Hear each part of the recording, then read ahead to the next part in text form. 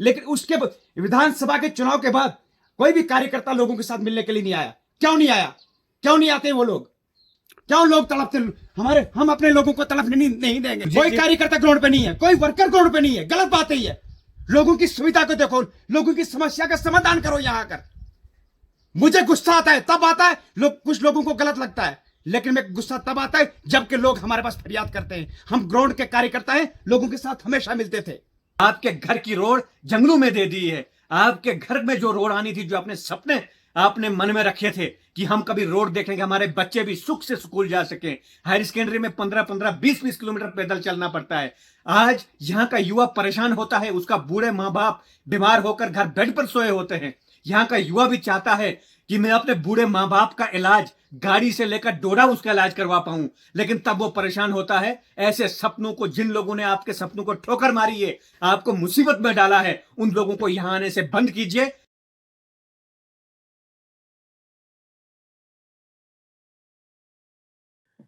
आप सभी को नमस्कार एवं जय श्री राम। आज हम बात करेंगे कि देशा के अंदर रोड कनेक्टिविटी क्या स्थिति है। जिस प्रकार पूरे जम्मू कश्मीर में यह ढंढूरा पीटा जा रहा है कि देशा के अंदर चारों तरफ से रोडों का जाल बिछाया हुआ है, परंतु ये ग्राउंड की रियलिटी क्या है, वहां लोगों को किस प्रकार रोड की सुविधाएं मिल रही है, आज हम उसका खुलासा करने सीधा देशा के जीरो ग्राउंड पर आए हैं। साथियों, मैं आपको पहले बताना चाहूंगा कि आज हमारे देशा की दो रोड सेक्शन हुई है। एक जो सिंखली की रोड है और दूसरी जो मलान के लिए रोड आ रही है। परंतु इस पे यदि हम सही तरीके से देखें तो सिंखली की रोड बहुत अच्छी है, उसके सर्वे ठीक हुआ है, उसमें हम कह सकते हैं। परंतु यदि हम मलान की रोड की बात करें तो वो केवल जंगलों तक ही सीमित है। मलान की रोड का बेनिफिट वहां के लोगों को नहीं है। जिस प्रकार उस रोड का सर्वे हुआ है हम आपको दिखा सकते हैं। ये रास्ता आप देख सकते हैं कि कहां वहां मंदिर है। आप मंदिर की तरफ देख सकते हैं। अभी हम एक ऐसी लोकेशन पर है जहां पर आपको आधा देशा दिखाई दे रहा है। मैं अपने कैमरामैन से निवेदन करता हूं कि वहां वो गांव भी दिखा सकते हैं आप। ये एरिया जो है पूरी तरह से डिस्कनेक्टेड है। मैं आपकी जानकारी के लिए आपको बता दूं कि आज जो सिंखली और मलान के लिए रोड जा रही है, सिंखली के लिए रोड तो आगे भैना से उसको सिंखली पहुंचाया जा रहा है और मलान के लिए मंजमी से रोड जा रही है। परंतु मैं अपने कैमरामैन से निवेदन करता हूं कि जूम करके आप देखिए, वहां पर मंदिर एक दिखाई दे रहा है। वो मंदिर जो है, उस मंदिर के आगे एक पगडंडी रास्ता दिखाई दे रहा है। क्या कैमरे में आ रहा है? वो पगडंडी रास्ता जो है उस रास्ते से होते हुए आगे निकल जा रही है मलान के लिए रोड। अब आपको अच्छे से कैमरे में दिखाई दे रहा होगा, मंदिर के आगे एक पगडंडी है। अब उसके ऊपर जो पूरा ये जो गांव है, मैं आपको बताना चाहूंगी इस गांव के साथ कितना बड़ा अन्याय हुआ है। यहाँ पर ये मोटला जरतुंद ग्रामड़ी मशानबगी भट्टी और नीचे शरीला के साथ साथ ऊपर जो है डुगा और रानी भट्टी और ये जो पूरा क्षेत्र है, इसमें कोई रोड आपको नहीं देखने को मिलेगी। अब आपने ये मंदिर की पूरी जगह देखी कि ये पगडंडी जो आपको हमने दिखाई, उस पगडंडी के माध्यम से आगे रोड जा रही है। इसके ऊपर जो क्षेत्र है, उस क्षेत्र में कहीं भी आपको रोड देखने को नहीं मिलेगी। इसके पीछे का राज क्या है? इसके पीछे का राज है कि यहाँ के नेताओं को, यहाँ की एडमिनिस्ट्रेशन को, सर्वे टीम को हमारे कुछ चेले चपाटू ने गुमराह करके रखा। देशा के लोगों ने इसका सर्वे नहीं करवाया। भागवा कास्टिगर से लोग आकर इस रोड का सर्वे कराने लगे। वो देशा को जानते ही नहीं थे कि देशा के लोग कहां से। अब हम आपको दिखा रहे हैं, ये अखवान, सारस और उस साइड का क्षेत्र है जो रोड से बिल्कुल डिस्कनेक्टेड है। अभी हम यहां से भाटा की तरफ जा रहे हैं और भाटा से हम करालान पे आगे अखवान, द्रोणी, सारस वगैरह में जाएंगे। परंतु यहाँ ये जो क्षेत्र है, यहाँ पूरी तरह से रोड कनेक्टिविटी आपको देखने को नहीं मिलेगी और इस एरिया को पूरी तरह से इग्नोर किया गया है। यहाँ से एक रोड का डीपीआर बना था जिसको गेई से गली होते हुए आगे करालान भाटा से होते हुए मलान की तरफ ये रोड जानी थी, परंतु उस डीपीआर को ही रिजेक्ट करवा दिया कुछ चेले चपाटों ने। उनका कहना था कि ये रोड इस क्षेत्र के लिए लाभदायक नहीं है। परंतु आज मैं आपसे पूछना चाहता हूं कि क्या यहाँ के लोगों के लिए रोड का कोई अधिकार नहीं है? यहाँ के लोगों को क्या पैदल चलने के लिए ही आपने मजबूर करके रखना है? अखवान, द्रोणी, क्रालान और भाटा से होते हुए, चंद्रबठान से होते हुए आगे हम जा रहे हैं सारस, ग्रामड़ी, जरतुंड, मलान, रानीभट्टी के एरिया में जा रहे हैं। और हम ये आपको दिखाना चाहते हैं कि इस एरिया के, इस गांव के लिए जो रास्ता है, उस रास्ते से रोड का सर्वे नहीं हुआ है। जो सर्वे हुआ है वो हुआ है नीचे ब्रह्मधार से ऊपर और जंगल में ही सर्वे हुआ है। एक मंदिर आता जो हमने दिखाया था, उस मंदिर के बाद सीधे आगे जंगल से ही रोड निकल जाती है। और ऊपर जो पूरा देसा है, चाहे उसमें आप द्रोणी के हैं, अखवान के हैं, क्रालान के हैं, यहाँ आप सारस के हैं, ग्रामड़ी के हैं, जरतुंड के हैं, मलान के हैं, रानीभट्टी के हैं, मोटाला के हैं, नीचे शरीला के हैं, ये सारा एरिया जो है वो डिस्कनेक्टेड है। उस सर्वे से इस एरिया को कोई बेनिफिट नहीं है। अभी हम सारस में पहुंचे हैं और सारस में आप देख सकते हैं यहाँ पर लगभग 150 घर है। कुछ घर यहाँ पर हैं, कुछ घर ऊपर वाले क्षेत्र में हैं। और यहाँ से सीधा आपको वहां पर जोडवा दिख रहा है। मैं कैमरामैन से निवेदन करता हूँ, जोडवा भी दिखा सकते हैं आप। और ये जो सारस है, इसके इस साइड में भी मकान है, वहां नीचे द्रोणी है, ऊपर अखवान है। इस एरिया को भी रोड कनेक्टिविटी से बिल्कुल इग्नोर कर दिया गया है। और यदि ये रोड गली से आती तो ये पूरा एरिया जोडवा से होते हुए पीछे भाटा, वहां से होते हुए क्रालान, क्रालान से होते हुए अखवान से होते हुए यहाँ ये सारस से होते हुए आगे ग्रामड़ी की तरफ रोड निकल सकती थी। परंतु इस सर्वे को जो श्री विजयमोहन ठाकुर जी ने करवाया था, उस सर्वे को कैंसिल करवा दिया। और आज जो सर्वे हुआ वो हुआ नीचे ब्रह्मधार से मलान की तरफ। अब मलान के लोगों को ही यदि उस रोड का बेनिफिट पड़ता तो तब भी हम मान सकते थे, या उस रोड का सर्वे हो तो वो रोड भी यदि पीछे द्रोणी तक आ सकती थी, द्रोणी से मोड़ काट के ऊपर इस गांव को टच करते हुए आगे मलान की तरफ निकलती तो निश्चित रूप से लोगों को लाभ होता। परंतु इन पूरे क्षेत्र को टोटल इग्नोर कर दिया गया। साथियों, जब कुछ चेले चपाटे ही किसी गांव का ठेका कर लेते हैं तो उस गांव के साथ यही हालात होती है। देशा के साथ भी ऐसा ही हो रहा है। कुछ गिने चुने लोग ही ठेका कर देते हैं। ये भारत की आजादी से लेकर आज तक ऐसा हो रहा है, क्योंकि उनके बच्चे पढ़ रहे हैं, लिख रहे हैं, उनको हर प्रकार की सुविधा है। लेकिन यहाँ पर जो गरीब लोग हैं उनके साथ इतना बड़ा खिलवाड़, इस पूरे क्षेत्र को रोड कनेक्टिविटी से महरूम रखना, ये आज के चेले चपाटों की जिम्मेवारी है। क्योंकि उन लोगों ने ही नेताओं को और एडमिनिस्ट्रेशन को बिल्कुल मिसगाइड करके एक ऐसा सर्वे करवाया जो रोड सीधी जंगल की तरफ आती है और जंगल से ही निकल जाती है। अभी हम सारस से ग्रामड़ी के लिए जा रहे हैं, लेकिन अफसोस की बात यह है कि जैसे लोग पुराने पूर्वज बुजुर्ग जैसे चलते थे, उसी तरीके से आज भी नई पीढ़ी उन्हीं ही रास्तों से, उसी तरह घोड़ों से चल के, पालकियों से चल के इस रास्ते पे चलते हैं। लेकिन परेशानी की बात यह है कि आने वाला समय जो है, आने वाला भविष्य है जो है, वो कैसे सुधरे, उनको कैसे अच्छे से फैसिलिटी मिले, उनको कैसे रोड की सुविधा मिले। हम इस बात से परेशान है कि हमारे इस देशा को लगभग 90% इलाके अपर देशा, ये एरिया है, इस इलाके से, इस एरिया से रोड होनी चाहिए थी। इसी बात का रोना है कि जो सर्वे करने वाले थे, जो करवाने वाले थे, उनके दिमाग में ये बात नहीं आई कि कम से कम 90% जो अपर देशा का इलाका है उसको रोड के साथ कनेक्ट करें। हम अभी सारस के लास्ट पॉइंट पर हैं और ये जो गांव है, ये भी जो नीचे वाला मलान वाला सर्वे हुआ है, ये गांव भी उस सर्वे से डिस्कनेक्ट है। देखिए, मैं आपको बताना चाहूंगा, राम प्रसाद जी, पिछले 5-7 सालों से या 10-15 सालों से पूरा देशा का हमने अध्ययन किया है और एक एक घर हमने देखा है, कहां-कहां एक एक घर हमने देखा, एक एक घर के लोगों के साथ, बुजुर्गों के साथ हमने डिस्कस किया है कि कैसे देशा को कनेक्ट करना है। आज ये जो सर्वे हुए हैं, मैं आपको बताऊं कि आगे जो फॉरेस्ट लैंड दिख रहा है, यहीं से जो काला सफड़ में, वो काला सफड़ नाम बताते हैं, यहाँ वहां से जो रोड निकल रही है मलान वाली, वहीं से टर्न देकर सीधा कोंडा जा रही है। ऊपर जो मलान है उसके साथ कोई लिंक नहीं, उसके साथ उसको डिस्कनेक्ट कर दिया गया है। अच्छा, उसका कोई बेनिफिट नहीं हमारे अपर वाले देशा के लोगों को कोई बेनिफिट नहीं। अच्छा, जो दूसरा सर्वा किया गया, गली वाला सर्वा किया गया, एक तो पंजान वाला रोड भाटा टच कर रहा है, दूसरा गली से सीधा फिर बाटा ले रहे हैं, भाटा से टर्न देकर अखवान वगैरह सारस को लिंक देकर, सारस को लास्ट पॉइंट में पहुंचकर उन्होंने वहीं से वापस कर दिया, रोड को वापस नीचे कर दिया गया। अब देखिए, मैं आपकी बात काटूंगा, कितना बड़ा दुर्भाग्य है। यानी वहां सारस से उसको लिंक फिर से नीचे करके वो इस नीचे वाले मार्ग से जा रही है रोड। नीचे वाले मार्ग से नहीं जा रही, लास्ट पॉइंट हाँ, नदी, वही बता रहा हूँ मैं, नदी वाले नीचे वाले मार्ग से। इसको नदी पे ले रहे हैं। ये जो एरिया है जरतुन और ग्रामीणी, इसको बिल्कुल डिस्कनेक्ट कर दिया गया। मलान हालांकि तक। हालांकि ये हमारे लोग इतना जज्बाती लोग हैं, जज्बात से अपने अपने आप हमेशा अग्रसर रखते हैं, लेकिन इनको डिस्कनेक्ट कर दिया गया मलान लास्ट पॉइंट तक।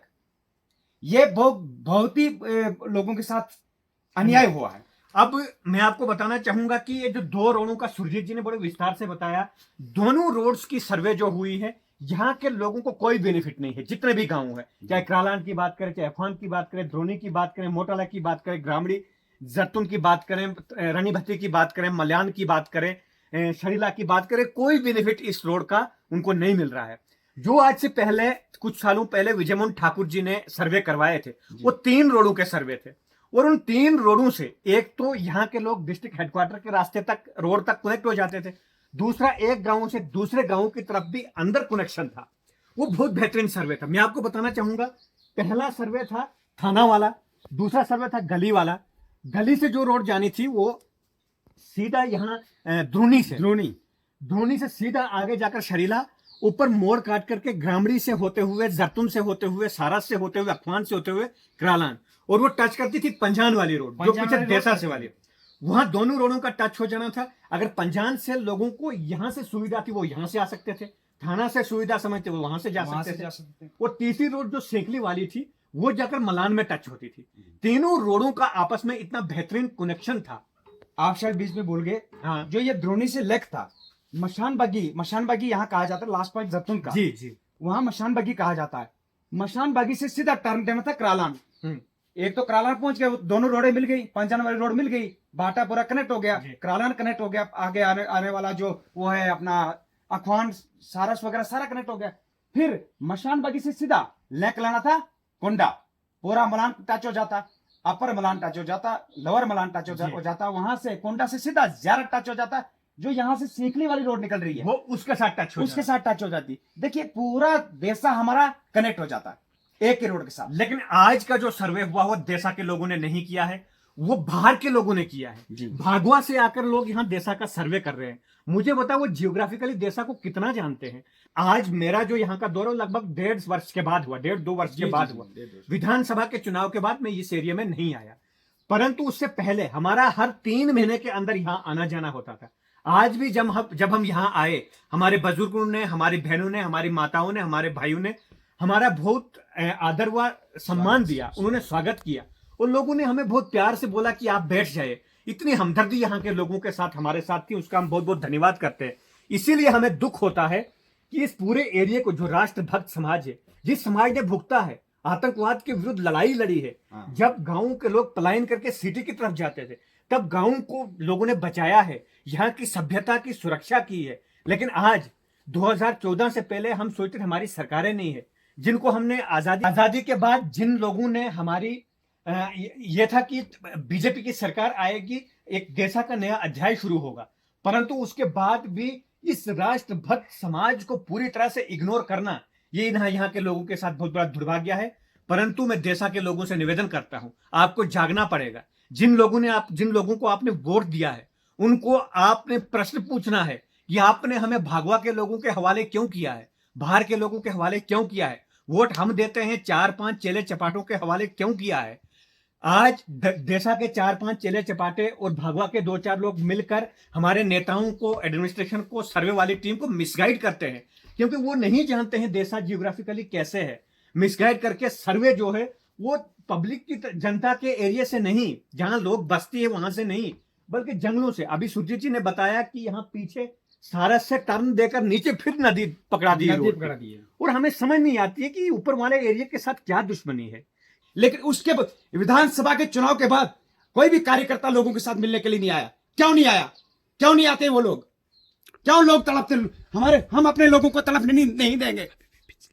बिजली नहीं है, देखिए ये तार, देखिए ये देखिए तार, कोई बिजली नहीं है। घर में लाइनमैन कहाँ है? सुरजीत जी, जिस घर में हम बैठे हुए हैं उस घर से बिजली यहाँ पर यह है, और अंदर इनको कनेक्शन नहीं दिया गया है।